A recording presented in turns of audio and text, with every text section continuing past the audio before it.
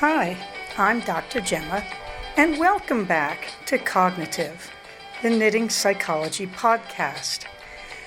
Cheerfully and somewhat irregularly in business since 2008.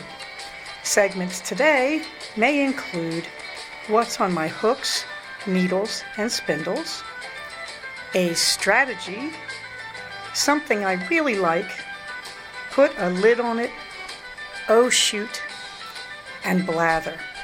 So sit back, put your feet up, pick up your knitting, crocheting, spinning, weaving, or dyeing, or any other yarny thing you're doing, and get ready to enjoy. Well, hello there. It's Dr. Gemma, and I am sitting here in the Prius of Love, and Jasmine Knitmore's hair has just walked by me. Except it's not on Jasmine Knitmore, but boy, that made me do a jump. And it looks good on that person. It looks good. But anyway, it's sort of having that weird moment because I am parked in front of my spiritual home, Starbucks, and I'm just out of the house, and things are pretty good. It has been a pretty good Monday off. It is Monday, April 18th, 2022, as I record this at about 1:51 p.m. I am full of Chipotle, which is an easy place to keto if you put in a little thought. And now I have Starbucks iced tea. And I am raring to go. Here we are at episode 75. Thank you for hanging in. I was looking at the Knitmore's latest posting on, I think, Instagram, and saw they're at episode 600 something. I'm not worthy. Sure I am. This is actually, I guess for me, I'm somewhere in the 300s, if you count all my earlier ones. But I don't think you should, because I'm so much less interesting that it's been a really wonderful time recording, but I really have gone through phases of what I want in the podcast and what I do. So, I'm looking at this and thinking, I've cut out segments. Yes, I have. But it's all good. I'm still here. I'm still podcasting. I'm still having fun. And if you're here, that probably means you are too. But I think the heart and soul of all this has been the knitting and the psychological interventions. And I think that's most of the reason you guys are here. You girls, you ladies, you people, everybody actually, not just ladies. That's gotten much better too over time. It's not just ladies and gentlemen anymore. We're getting into more open-mindedness about so many issues. Yay! Oh, I'm in a good mood. All right, so let's roll right along here. Let's see. The COVID stuff so far.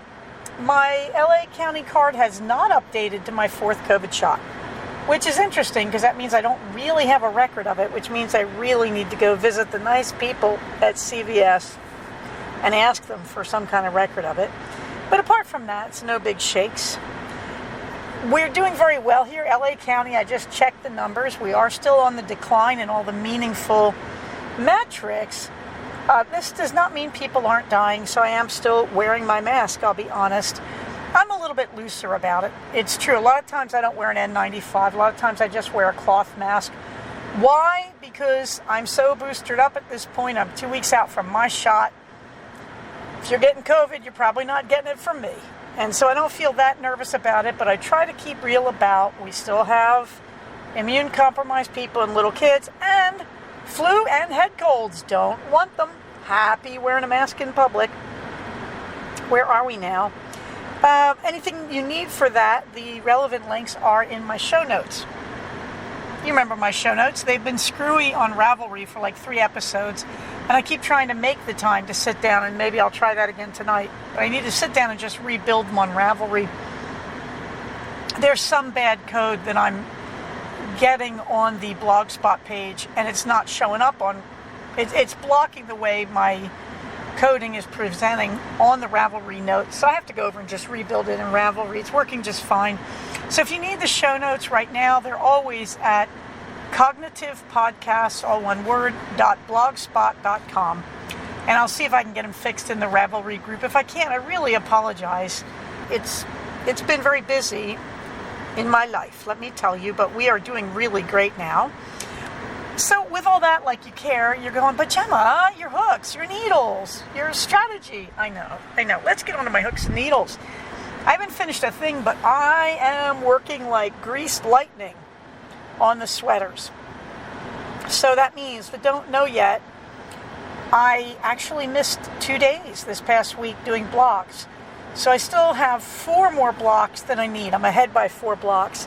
And that's nice. It's nice to have that little built-in edge. You can't really do that with the temperature blanket. You're always at least a day behind, I find, on the temperature blanket.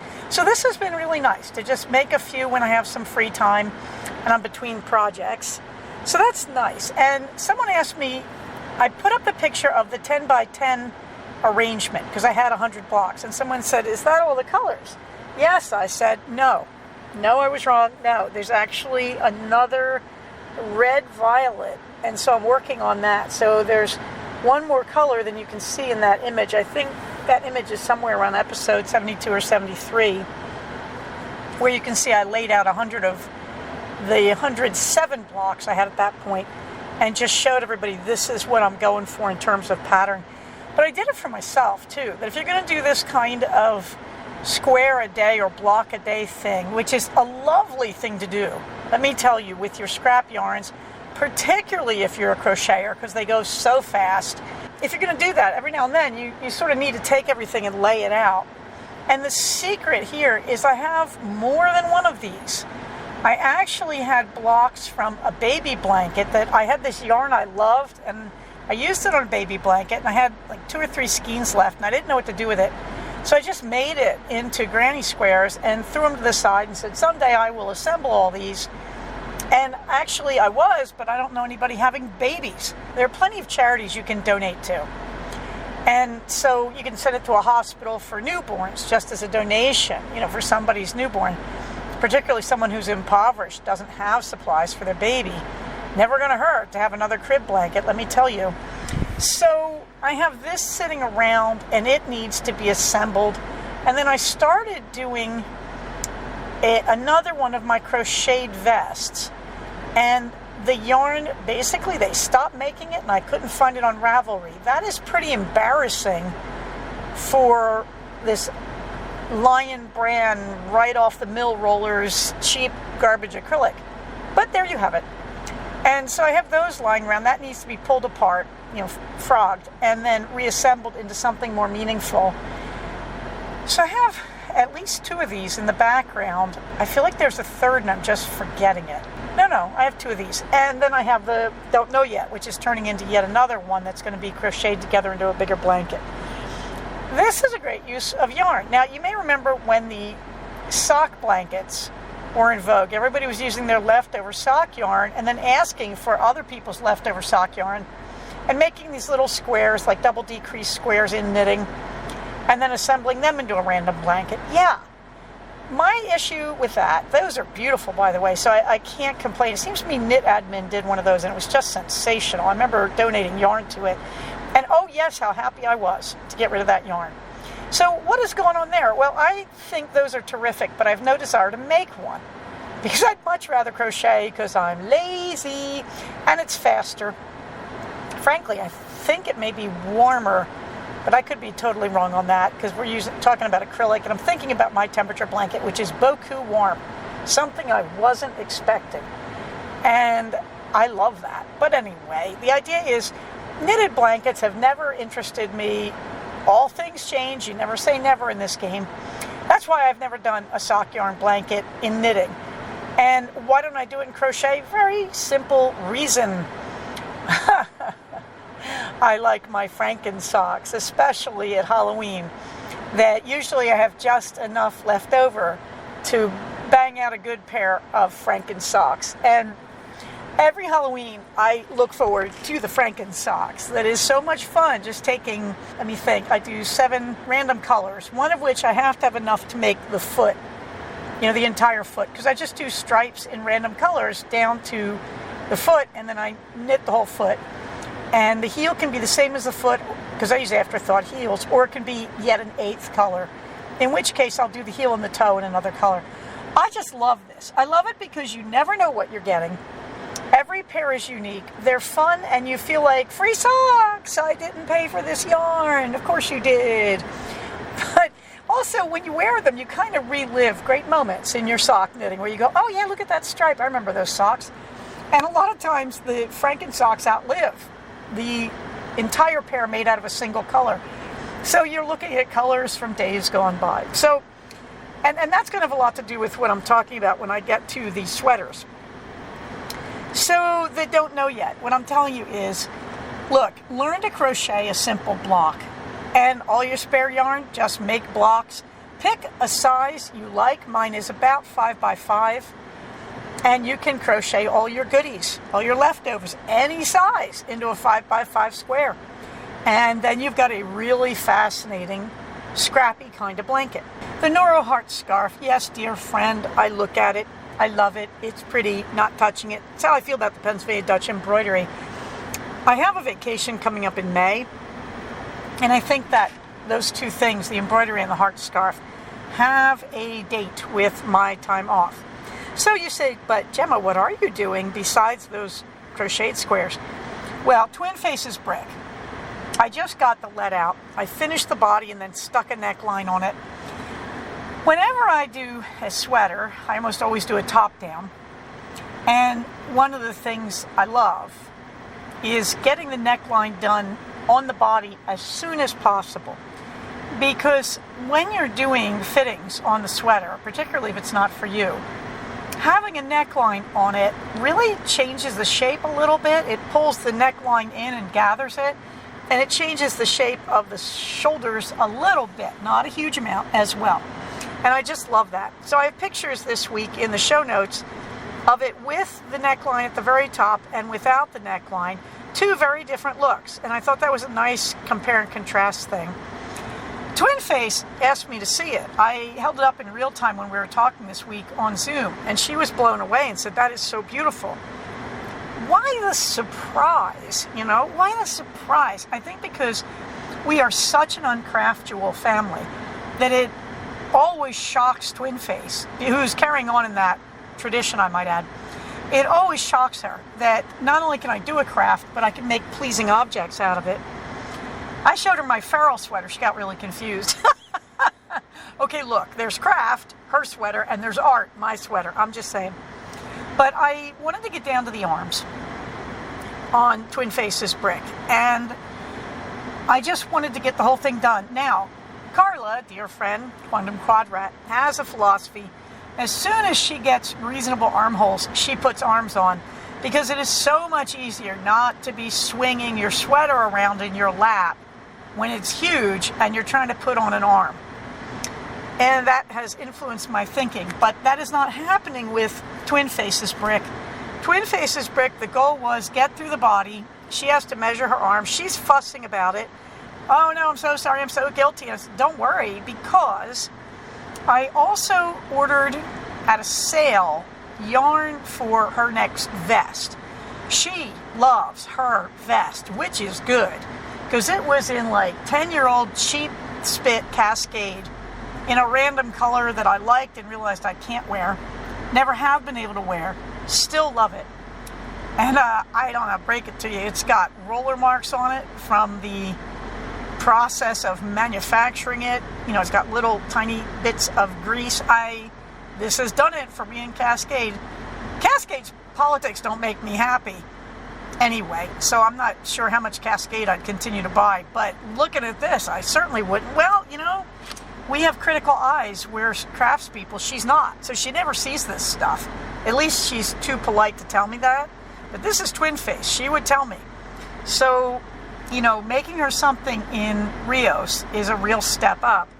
This color, Cereza, they don't seem to be making anymore. This was a one-off. If you like the color, man, go search for it, because it isn't around anymore. I'm not seeing it on yarn.com, which is Webs. I'm not seeing it on Little Knits, which carries Rios, and I'm not seeing it on Lovecraft, which carries Rios. So if you find Cereza, if you like that cherry red, man, oh man, buy it up, because I don't know if it's coming back. At any rate, the sweater is gorgeous. It just needs its sleeves. I do not plan to taper her sleeves. I will simply decrease at the wrist ribbing. So, you're thinking, Gemma, just make her sleeves. I mean, Seriously, she is 6'1", I'm 5'5". What does that really mean? If I make my sleeves about an inch longer and then put 4 inches of ribbing, I got it. It'll be good enough. If I block it, it will be good enough, But I want to get a really good set of body measurements for twin face. And she just wants sweaters, she says, for the rest of our lives. She got it. And as long as they're going to have sales on Rios, I might add, the Rios was on sale for 25% off. I really live for moments like that. That Lovecrafts does that. And Little Knits actually did it this time. They did a one-day Wildcat Rios sale. You bet ya. And that's great, because if you like Rios, and I love Rios, what you do at a moment like that is you buy some random colors that you want to try out to see if you're going to really like them in real time. And that has worked so well for me, I can hardly tell you. So this time I bought blue jeans because for some reason they were calling it denims. They didn't call it blue jeans. Blue jeans is all over the place. It's a wonderful semi-solid blue, and it's just denim. There's very little variation in it as far as I can see. I would have said that about Sedetza, so we'll see. But I only regret that I didn't pick up 4 skeins for myself and make myself a vest, because right now in my vests, I'm trying to make just utilitarian vests. So the last vest that was in Heaven and Earth, I just love, because it's blues and it's browns, but it comes out overall looking steel gray. It goes with everything. And that's a really good thing to do with your vests, so you can stick any shirt under it you want, including t-shirts. So I got to tell you, the blue jeans came. It looks great, but it's already dedicated to Twin Face's birthday present in September. And then this sweater looks likely to be her Christmas present. Her face fell when I said that. Oh well, can't win them all. And then, of course, she'll fall in love with the vest when she sees it. I showed her the color, and she was like, meh. It's like, just trust me on this. I ordered 2 more skeins of yarn from Onyx Fiberworks. Got that order in over a week ago. Haven't heard back. They did confirm the order, but they haven't put it in the mail. And I have to say, I don't think that's Onyx. I think we're in show season now, after 2 years without fiber shows. And so the good news, I got that order in, they confirmed it, and then they ran out of the bulky in that colorway, which is coffee grounds. I don't mind. I'll wait for her next dye job till she gets that back. I'm totally cool with that, because so far I've got 2 skeins at home, 2 skeins somewhere in the process of being mailed. I don't have enough to start the sweater, which is just going to be the top-down Agnes, which I make without pockets. That means I'm making a standard bulky weight top-down sweater. I'm sure everybody's got a pattern for that. I happen to like the Agnes. I just don't use the pockets on it. And that's just on the back burner. It's nice. It'll be a really nice, fast sweater when I need that kind of thing. So the other thing that lets me do is that lets me instead buy gift certificates when I have a little spare change. So I will buy a gift certificate or 2 for Onyx, and then I will just put them to the side, and when I'm ready, I will then finish ordering. I need at least 2 more skeins of it. So I'm really, really looking forward to that. So there we go on that. Meanwhile, you say, but you keep saying sweaters in the plural. Yes. The ferrule, which I'm now thinking of in my head as the ferrule Easter egg, because that's what it looks like. You may remember roughly a week ago, I went crazy. I just got into my stash and I saw all these pink purples, and I went crazy and I started knitting a top-down sweater. And I'm so in love with this sweater. There is a picture of one of its most recent incarnations in the show notes. What did I do? I just saw all this hand spun, all these pinks and purples, and I remember spinning them, and I thought, boy, they've been there a long time. And I checked them to make sure nobody got mothed, because, I mean, long time, like 11 years long time. How that time has sped. And I looked at all these pinks and purples, and I said, I've got a million cowls, scarves in pinks and purples, and realized the only thing to do here is make a sweater. And I started pulling them all out and playing with them, and I came out a little short of yarn. And so a few days later, I did an even deeper dive into stash hidden in the big bedroom's closet, in our walk-in closet, found plenty more. So this collection of yarns is mostly in red violets and pinks, shading to red violets, with some purples and some blue purples mixed in, but the overall theme is a kind of red violet. So that's been really nice. And what's been great about it was I was going to try and do some kind of fade and looked at the colors that I started with and said, there's no reason to. It looks like I've already done a fade because they're so variegated. And what's lovely is they started coming out in random and uneven stripes, and wow, it's really cool. I mean, wow, it's really cool. And I thought it brought me to a place where I should talk about using your hand spun for sweaters. Because I think a lot of us have this kind of hand spun self-hatred or hand spun rejection syndrome. And I remember somebody describing this to me probably 15 years ago when she gave me some of her hand spun, said, here, you take it, I don't know what to do with it. I made a hat that came out perfectly well. It was thick and thin. It was early hand spinning on her part, but it came out perfectly as just a toque. And she looked at it and said, well, that looks really good. And I said, I always told you this was good yarn. And she said, I hate my own hand spun. And I thought, well, I'll never be like that. Wrong, wrongity, wrong. So that's what I think happened to this yarn, was I said, oh, so beautiful. And it is. I mean, skeined up.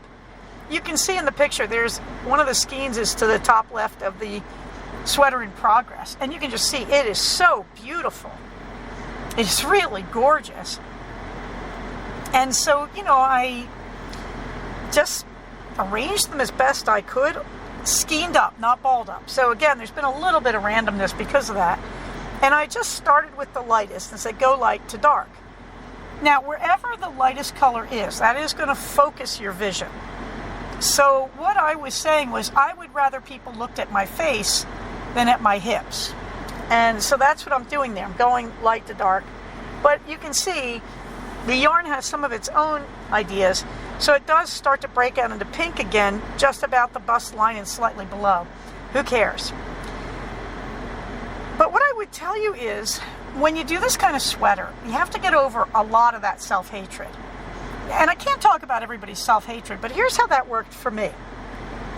First off, I remember many people I admire who are podcasters spinning yarn to make sweaters.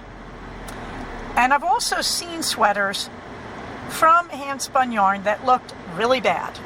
Really, you must have made that because you'd never buy that bad. So you're always sort of teetering between these two precipices of, on the one hand, my yarn has to be perfectly spun and perfectly even, and on the other hand, it better not scream, I am homemade. And against that is my friend Myra, whose name I can't remember, who did free-form crochet and wrote several books on it, and really demonstrated that you need to sort of take your time with this work from your original materials and weigh them carefully and give yourself room to experiment, etc. That in other words, one of the worst mistakes I made was not using my hand spun enough for sweaters. Well, okay, as a knitter, I didn't make sweaters for a long time, so I really didn't use my hand spun. And what happened last summer, I believe it was? Yeah, last summer. I went on a spinning binge. I needed room. I was not going to buy any more tubs to store my yarn. So I went on this wild spinning binge, and I kept using the same wheel, which was my electric eel wheel. And I got really even, really nice yarn that I just got into a rhythm, and my yarn was coming out worsted and looking really good. And so I summoned my courage and screwed it to the sticking point, as Hamlet would say. And I made the Mad Skills Mammoth sweater. And had to learn a lot of new skills to do it. That I was using my hand spun. It was all the same weight until I got down to the ribbing at the very bottom, which is a slightly lighter weight. But since in the brick you do that ribbing in a smaller needle, I just went down even smaller and did that ribbing and was extremely satisfied with the outcome. But I also had to learn how to do matching stripes on sleeves and body, which is a very easy skill. And when I went to do the Romule sweater, I actually found a fade pattern for the Romule and this is in my show notes if you want to see which pattern that was. I do not recommend that sweater pattern. It came out with too low and too broad a neckline, but I love my Romule, and the Romule taught me a few things too. So from the Mad Skills Mammoth sweater, I learned that I can indeed use my hand-spun yarn. And I very barely experimented with using slightly lighter weight yarn from my hand-spun that matched. And I did it in two ways. The very top of the Mammoth sweater is me holding a yarn doubled to get the right weight. Very bottom, it would have come out more towards bulky, so I used kind of a heavy sport or light DK and really went down some needle sizes. So that is well hidden, and the Mad Skills Mammoth looks very even, very professionally done. I get a lot of love on it when I wear it. Okay, so then I moved on to the Romule, where I was not using hand spun. I was using scrap yarn, leftover skeins. And most of them were old skeins I bought when my friend's yarn store went out of business. And I just had too much medium color green and said, it's just got to go. And so it did. And then I ran out of yarn. And I realized, I need more green yarn. And I didn't want to buy more yarn because I'm still on the game plan of getting rid of my yarn tubs, of using up old stash. So I went into the hand spun and found I had some perfectly good greens. They were unevenly spun, and one of them was a little too lightweight. Actually, the one at the top of the Romule is very evenly spun. I just didn't know what to do with it. It's like a gray-green cross. It's very beautiful. So I just ended up integrating it. Then I used a very abrupt kind of fade pattern. I did want to see the stripes, in other words. And I stuck that hand spun right across the middle of the chest. And it looks great. Looks just fine. The unevenly spun green that was also too lightweight, instead of holding it double, I stuck it down near the hips. Why? Because it's dark. I don't want to draw attention to my hips, which are generous. And so I stuck this yarn where I thought nobody will look at it. And that does seem to be what happens. And the other great thing was, on that sweater, I was experimenting with blending and fading. And at the top, I'm using stripes that are very distinctive because the colors have high contrast. But at the bottom, I didn't do that. I just used abrupt stripes. But you can't tell because the colors are much closer in value to each other, and they really do this very nice fade. So the Romule taught me you can integrate hand spun. You have to use some thought about where the viewer's eye will go, what you think they're going to see. When I look at that darker green hand spun, I can see little gaps in the knitting, little holes, but it just doesn't seem to matter. It seems to fade into the dark yarn. All of this should tell you where I'm going, which is I am becoming more and more experimental with my knitting and crocheting. You can really see it, that I've reached this moment of doing patterns, and I don't want to do somebody else's exciting new design. That's not my primary goal. And if that is your primary goal, that's a very good goal. My friend Carla does that. And she's always looking for this beautiful design, and then she buys the appropriate yarn. She has a stash, but she buys the appropriate yarn and just does that design. I'm not that person right now. I'm happy to let the rest of you test knit all the designs for me. What I'm doing is saying I want to use my hand spun, I want to use my stash. There's certain colors I like, there's certain yarns I want to get rid of. And I want all that to go together. So the Romule got rid of a lot of old Cascade that I bought when Karen's Yarn Shop went out of business. And I forget there was another make too.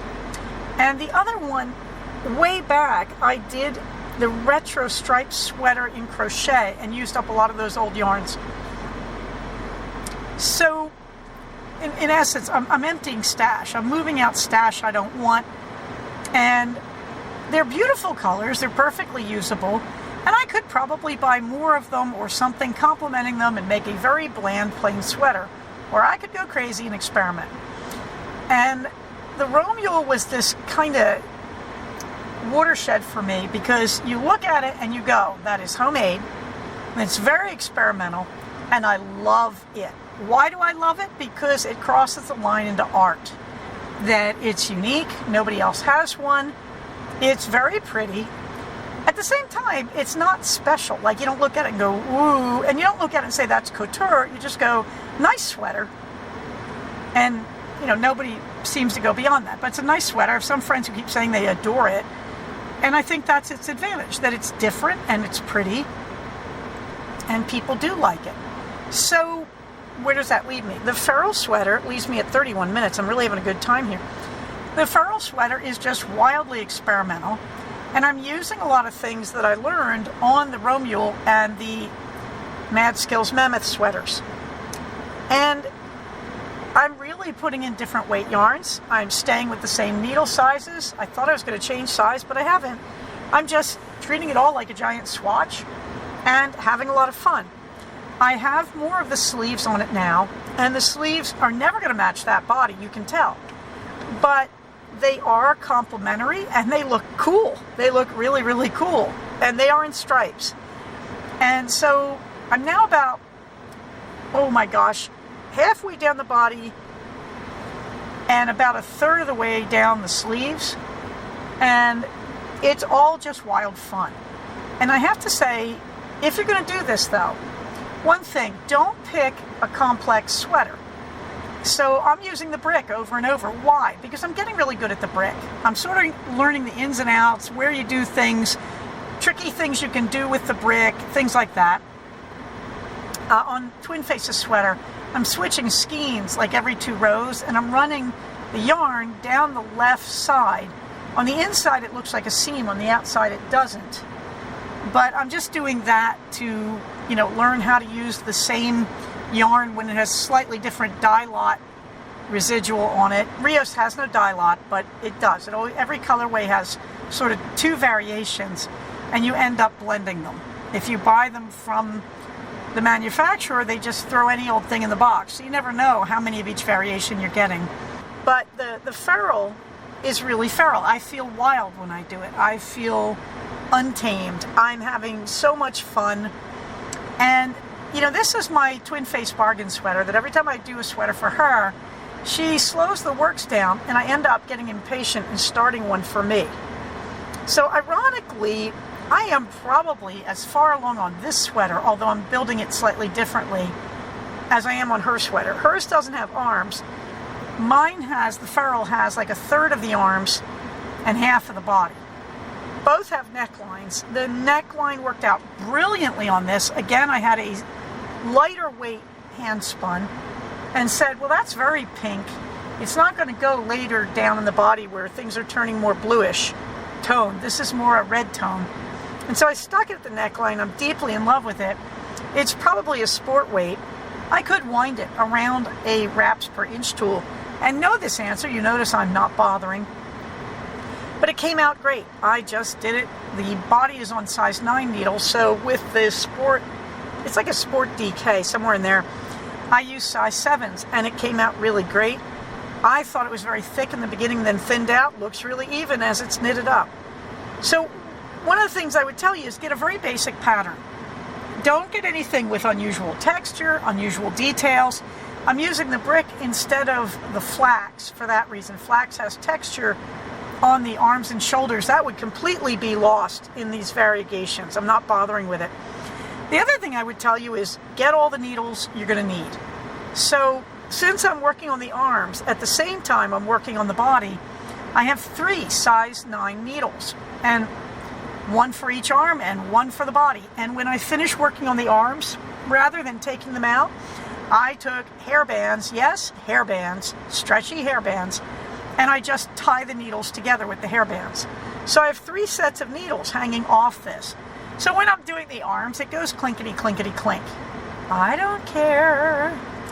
But I thought, I could just finish the arms. I have the colors laid out, but I don't want to. What I want to do is keep building the body and building the arms next to it at the same time and coordinating them, seeing how that works. If I build the arms straight out, I'm concerned I won't have enough of the arm colors to put on the body to make the stripes go together, let alone match line by line. So I'm building it as I go. So if you're going to do this kind of thing, you want to be prepared. You want to have enough sets of needles so that you can do body and arms at the same time. For me, That's 3 sets of 40-inch size 9s, because I do my arms magic loop. Also, since I'm working top down, I'm not knitting the arms 2 at a time and joining them like I might with a more capped sleeve. Okay, so these are raglan top-down sleeves. So that's it. So that's my thing today, is how to get over your hand-spun self-hatred and how to experiment. But you know, the basis is, don't be afraid. Coordinate a lot of colors. Have extra yarn. Have enough needles of your main size, of your body size, to be able to work as many places at the same time as you want to. So in my case, that's 3 size 9s. So I'm working the body and the arms. And then have a very basic top-down pattern in my case. If you want a different style of sweater, sure. But a very basic pattern is what I would recommend. Okay, what else have I got? Strategy. Let's go to the emotional management strategies. We've been working on ACT skills from acceptance and commitment therapy. And this week, remember, there's 6 basic skill sets. This is not a protocol. It's not when you feel A, do B. Instead, it's more, these are the things that everybody needs to have to feel emotional satisfaction and the ability to manage your emotions, okay? So we've already hit your personal self in context. We've hit staying in the present, in the now. And we've done cognitive fusion versus thought diffusion. So now we're talking about acceptance, which strangely it is called acceptance and commitment therapy. So, you know, you kind of knew this was coming. All right, now that you're talking about, here I am in the now, and I'm a person in context. I don't obsess with the past. I don't worry too much about the future. I'm just trying to work out who I am right now, realizing I may do things now that I might not do at another time in my life. All right.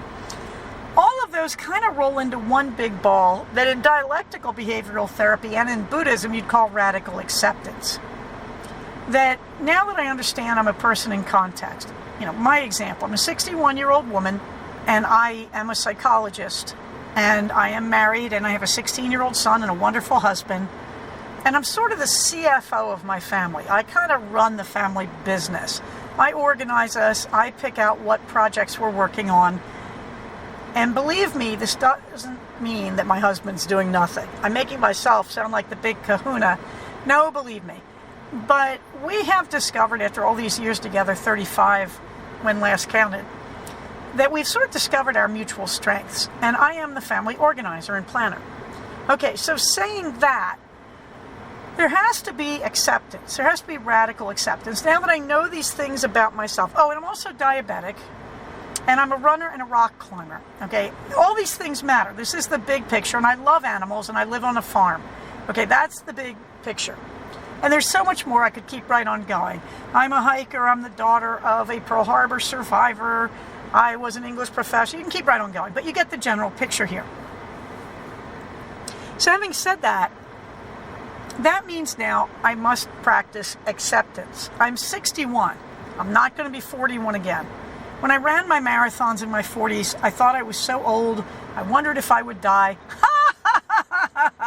I was so young. And again, the acceptance is I can't run like that anymore. That I have had to face my knees and my limbs as I move away from the watershed that was menopause. I have more tendon issues. I'm a little drier in the tendons, and my joints are a little less happy, and they're not going to come back because the same hormones that give you a period protect those joints and tendons. So I've had to cut back on that, but I'm okay with that because I now get things like pain. Okay, so I'm kind of eased off on that. And so radical acceptance. I can't do everything I used to do. You remember when I used to put a lid on it? Yeah, well, I can't do canning because I can't tolerate that level of sugar anymore. At the same time, radical acceptance, I've got a 16-year-old. I'm raising a teenager. So I have to deal with retirement isn't happening for a while. That's not where we are. We got to get our kid through as much advanced education as he's going to want to do. And I also have had to accept who we are. After 35 years together, my husband is Mr. Fun. That if I didn't have him, I'd have no fun. He's much more spontaneous, much more in the moment. And he sort of brings me into that reality, into the now, better than I do it myself. At the same time, he is the basic primary parent right now. He's the one running my son to and fro, organizing my son's life, and coordinating with me. We want to do these things, can we afford it type logic. Okay, so I have to be in a place of radical acceptance. I'm not going to get younger. We're working on my son's future more than we're working on my own right now, which is great. That's what it's like to be a parent. It's a little unusual to be doing that at my age, but it works for us. We live on the farm. We have allowed for the gradual reduction in number of our animals because we are aging. So there's a lot of acceptance going on. Now, what is the opposite of that is experiential avoidance, where you pretend everything is just going to stay normal and you close your eyes to any kind of reality testing or acceptance. So I have a friend in her 70s who's breeding Newfoundlands. And I know she's not listening to this. Now look, man, one time I called her and she said, I want you to promise if anything happens to me, you'll take over my dogs. Because, here I am on a farm, and I said no. It was hard to say.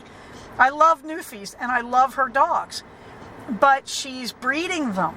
She currently has at least 2 purebreds and also the half-bred Newf Border Collie, who is the mother of our captain. And so she's got at least 3 giant dogs right now. And she's still breeding them.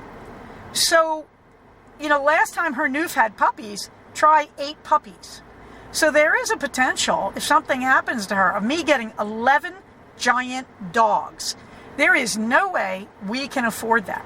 Well, that's her right. I got nothing to say, and I love her, and I think this is really keeping her going emotionally. She has a lot of other problems in her life, but we aren't on that agenda. In our world, we understand, we accept who we are, we understand we can't manage a big herd of alpacas and llamas and a pony, and 4 dogs, and 5 cats. I think that's where we've maxed. We're not those people anymore. We're letting ourselves gracefully downsize, and we're enjoying it. That we have more time. I'm enjoying being on the farm more. I'm using up my stash. I'm not buying as much yarn. And what we're doing instead is, because of our acceptance, we are re-strategizing what we want out of our lives. And so we have a plan to go to Yosemite in September, which is easy to do when you have so few animals. And then the Grand Canyon, hopefully next June. We're waiting for news from the reservations people on that. Okay? So in other words, when you practice acceptance, you become available for new options and graceful change, and you reduce your stress. If you're going to avoid that, if you're avoiding the experiences that go with your reality, if you say, I will not change, I must be who I've always been, then you get log jammed into this place of what happens to my family if something goes wrong for me, or if something happens to me. And it's a very scary thing to have happen. So, and by the way, please don't hear this as like Gemma's getting old and grim. I'm really enjoying this. I don't know if that's coming through, that when I started working my way through these skills, life got a lot easier. When I suddenly said giving up A little bit gives me more B, I've been really enjoying it. And I think, I can't think of her name who did this. Oh gosh. Well, it's Pat, but I can't remember her online name. She's been my great model for this. That she and her husband retired. They've been traveling and enjoying their grandchildren ever since. And another friend, moved up to the north, bought a nice property, built herself a studio, put up all those floor looms she always wanted. You know who you are, if you're even listening. And went to town on that. Okay, and I really learned from them that recognizing where you are and practicing radical acceptance makes life a lot more fun. The other thing is that same acceptance allows you to let people be who they are. You stop trying to fix people. So when I started practicing acceptance of who I was, it got a lot easier to accept who my husband is, who my son is. And when I started saying, look, I'm hypersensitive, a bit of an anxious person, when I realized that's who I am, and I said, so that's who I am, that's not I'm bad, thought, cognitive fusion. these are who I am and I am stuck and everybody hates me. And and when I stop doing that and saying, these are my issues, I need to manage them. And as I manage them, I will be more or less affected by them. And when I started looking at myself that way, it got a lot easier to stop nagging my family. It got a lot easier to look at other members of my family and say, well, they have these issues they need to manage. And instead of telling them they need to change, I could say, how do I help you? How do I support you? How do I manage you? And that, my friends, falls under the two categories of, number one, you don't get to fix the people you love. And number two, your life is going to be a lot easier when you start making the changes you need to make in yourself, and you start allowing that changes in yourself may actually help other people make the changes that they need. So you're not here to fix people, and you're not here to treat the people you love as though you hate them, which goes in the category of, I'm going to fix you because you're broken. Okay? So that is the ACT skill of acceptance, or I would call it radical acceptance. In the fluffy books, Luca, I watched the film. I didn't like it first time around, and I watched half it. I was really bored. I found it very predictable. It is beautiful to look at. I watched the second half and realized I was looking at my Southern Italian family in cartoon form. That Luca's mom could easily pass for my grandmother. Very close. My grandmother's hair would be a little grayer. And the guy who kind of fosters Luca and Alberto, he could pass for almost anybody, all the men in my father's mother's family and my father's siblings. And realized I was watching it getting all emotional, and then realized that because it looks like a caricature of my father. Luke, I was told thematically it's about homosexuality. I don't think so. I mean, it could be. Yes, it could be. There is one line it builds towards, which some people will accept them and some people never will. But what I love about it is that it doesn't limit that. That my thought was, oh no, we're going to have a one theme, one line logic here. And it actually doesn't do that. And that makes it even better if it's about homosexuality. In other words, you don't sit there and go, they're gay, they're gay, they're gay, they're gay, they're gay, they're gay, they're gay. You're not sitting there going, and here's how gay people. What they're doing instead is they're showing you, here's two perfectly normal boys. They're a little different. The rest of the culture doesn't realize they're different. And it doesn't matter that they want the same thing that every other kid in the movie wants. And it's really very wonderful that way. That in other words, they're just normal people. Frankly, it's only when they get to that line where the one character says, well, some people will accept them and some people never will. And you say, oh, that could be homosexuality. And I felt at that point, I'd given up watching the movie and then returned to it. And I was sort of sitting, trying not to bang my head on the table going, that's where everybody's getting that from. And then realizing, yes, and that's very valuable. Because when you announce a movie is about one theme, everybody sits there and stares at the movie, waiting for that one theme to emerge. What emerges from Luca is, hey, guess what? You could read them as homosexual. Hey, guess what? Why were you not focused on this? Hey, guess what? Because gay people are normal people. If they're in a small town and there's a bicycle race, they want to win the bicycle race, If they're friends and this third person joins the friendship, they might be a little resentful of that third person. Also, you can have two boys and they meet a girl, and guess what? They don't get sexually fixated on her. Guess what? Hermione, she can just be their pal while they're young. And guess what? She doesn't have to function as the person who breaks up the buddy film. And I think that's why I was bored with the beginning of Luca, because it's a boy-boy buddy film. And guess what? Instead of breaking up the buddy relationship, she actually joins it constructively, and she brings some valuable tools to it, including she helps Luca to figure out who he is and what he wants out of life without competing with Alberto.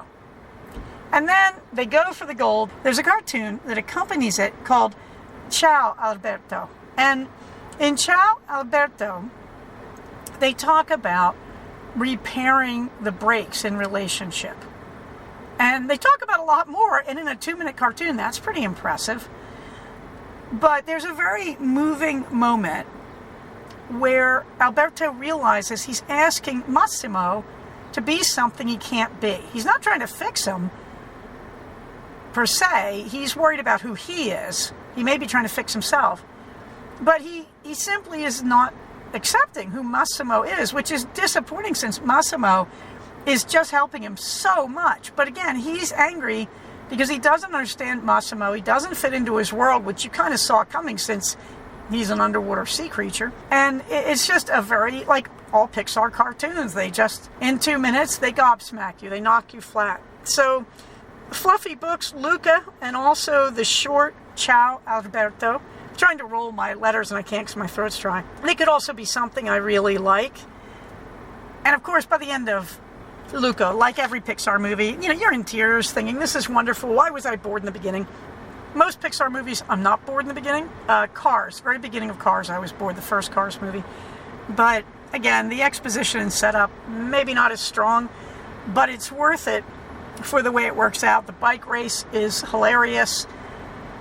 The whole thing about pasta eating. Anyway, something I really like, that really was something I really like. And I've told you my May plans, which are, in May I'm going to Mammoth Lakes. I'm planning to go by myself, have a few days in a very nice resort hotel that I got at a good price. Really the goal is to do my last required continuing ed, which I believe is on law and ethics. So you need a really nice environment and to be alone so you can scream quietly, because law and ethics is always a drag, but you need to do it.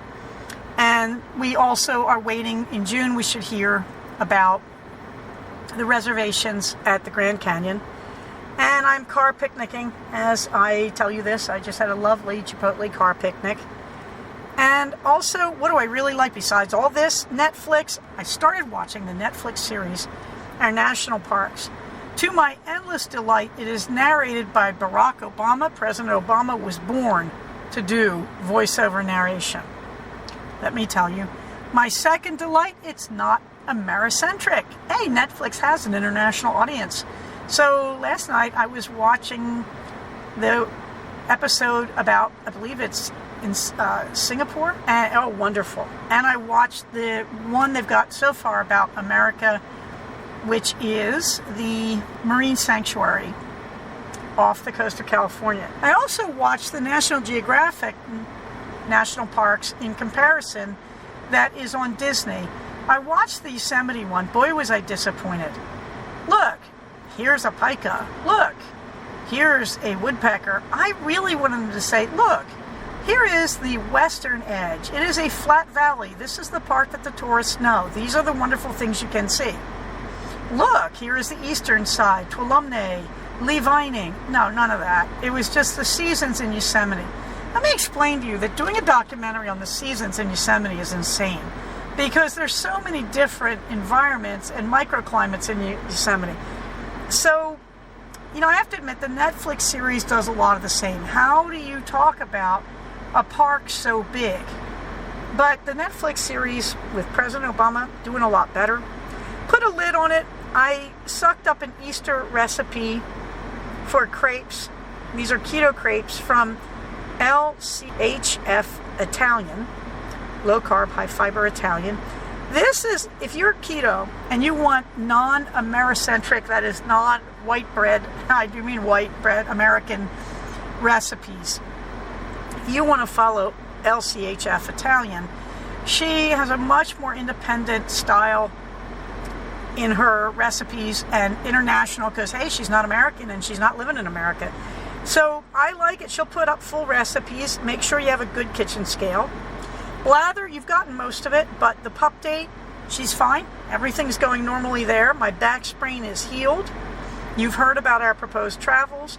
Eleanor went to the vet today. Yay!